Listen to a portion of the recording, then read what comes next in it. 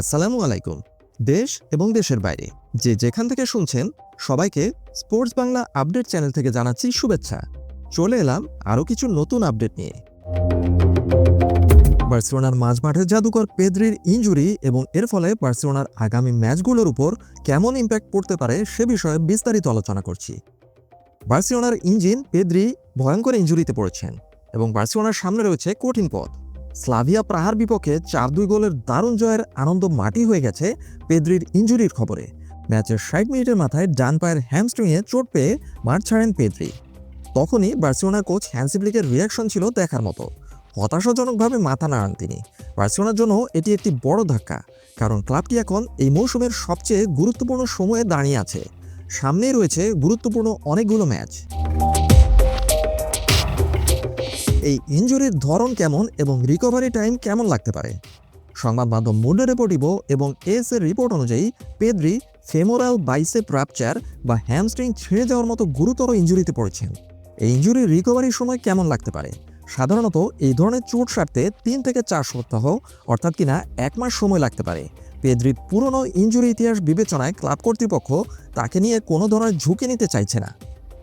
Hansi ফ্লিকের প্রতিক্রিয়া কেমন ছিল? কোচ হ্যান্সি ফ্লিক নিজেই এই বিষয়টি নিয়ে নেতিবাচক ইঙ্গিত দিয়েছেন, যা ভক্তদের দুশ্চিন্তা আরও বাড়িয়ে দিয়েছে। যেসব ম্যাচ মিস করতে পারেন পেদ্রি। আগামী 1 মাস বার্সেলোনার সূচি বেশ ব্যস্ত। আগামী 1 মাসে পেদ্রি যে ম্যাচগুলোতে মাঠের বাইরে থাকতে পারেন সেগুলো হচ্ছে চ্যাম্পিয়ন্স লিগে এফসি কোপেনহেগেন। আগামী সপ্তাহতেই চ্যাম্পিয়ন্স লিগের সেরা 8 নিশ্চিত করার জন্য বার্সেলোনা এক গুরুত্বপূর্ণ লড়াইয়ে মাঠে নামবে এফসি কোপেনহেগেনের বিপক্ষে। সেই ম্যাচে নিশ্চিতভাবেই থাকছেন না পেদ্রি। পরবর্তীতে লা লিগায় যে ম্যাচগুলো তিনি মিস করতে যাচ্ছেন সেগুলো হচ্ছে Real Oviedo, Elche, Mallorca, Girona, Levante এবং ভিয়ারিয়ালের বিপক্ষে ম্যাচ। এছাড়াও পেদ্রি কোপা দেল রেতে আলবাসেতের বিপক্ষে ম্যাচটিও মিস করতে যাচ্ছেন। দলের উপর পড়বে প্রচণ্ড প্রভাব। এটা কি বার্সেলোনার পক্ষে সামলানো সম্ভব হবে? বিশ্লেষকের দৃষ্টিতে এই পরিস্থিতিকে ম্যানেজেবল কিন্তু রিস্কি বলা যায়। অর্থাৎ বার্সেলোনা তার বেঞ্চে বসে থাকা প্লেয়ারদের দিয়ে পেদ্রির অভাব হয়তোবা পূরণ করতে পারবে, কিন্তু সেক্ষেত্রে অনেক রিস্ক থেকে যাবে, কারণ পেদ্রি বার্সেলোনার মূল কারিগর। বার্সেলোনা মাঝমাঠে যতটা দুর্দান্ত খেলে তা অনেকটাই নির্ভর করে পেদ্রির পারফরমেন্সের উপর। যদিও বার্সেলোনার সামনে রয়েছে সহজ কিছু প্রতিপক্ষ।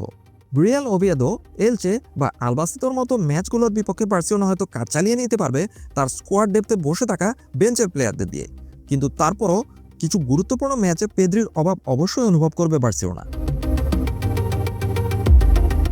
আসল চ্যালেঞ্জ ঢুকিয়ে রয়েছে দুটি ম্যাচে। একটি হচ্ছে জিরোনা এবং অন্যটি হচ্ছে ভিয়ারিয়ালের বিপক্ষে ম্যাচ। এই দুটি দল মাঝমাঠে প্রচণ্ড চাপ সৃষ্টি করে খেলে। পেদ্রির ক্রিয়েটিভিটি এবং বল কন্ট্রোল করার ক্ষমতা ছাড়া এই ম্যাচগুলোতে জেতা বার্সেলোনার জন্য কঠিন হতে পারে। এছাড়া এফসি কোপেনহেগেনের বিপক্ষে ম্যাচটি ট্যাকটিক্যাল কারণে অনেক বেশি চ্যালেঞ্জিং হতে পারে। বার্সেলোনার পেদ্রি মাঠের বাইরে থাকা মানে বার্সেলোনার মাঝমাঠের মস্তিষ্ক অথবা ব্রেন বলতে গেলে অচল হয়ে পড়া। তবে ইতিবাচক দিক হচ্ছে দানি ওলমো এবং ফেরমিন লোপেজ বর্তমানে দারুণ ফর্মে আছেন। হ্যান্সি ফ্লিককে এখন তার লোড ম্যানেজমেন্ট নিয়ে আরও সতর্ক হতে হবে।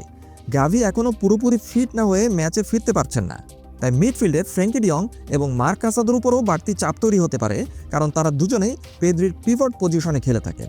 কোপেনহেগেন ম্যাচে পেদ্রি নিশ্চিতভাবেই থাকছেন না, আর ফ্র্যাঙ্কি ডিয়ং হলুদ কার্ডের সাসপেনশনের কারণে সেই ম্যাচ মিস করতে যাচ্ছেন।